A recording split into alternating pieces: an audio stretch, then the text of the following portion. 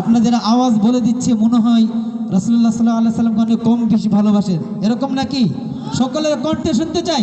সব ভুলিব কিন্তু তোমায় পারি না, সোনার মদিনা আমার প্রাণের মদিনা, সোনার মদিনা আমার প্রাণের মদিনা, সব ভুলিব কিন্তু তোমায় ভুলতে পারি না, সব ভুলিব কিন্তু তোমায় ইয়াসরিব নামে ছিলে তুমি অলক্ষণের দেশ, বড়ই মারাত্মক যে ছিল তোমার পরিবেশ।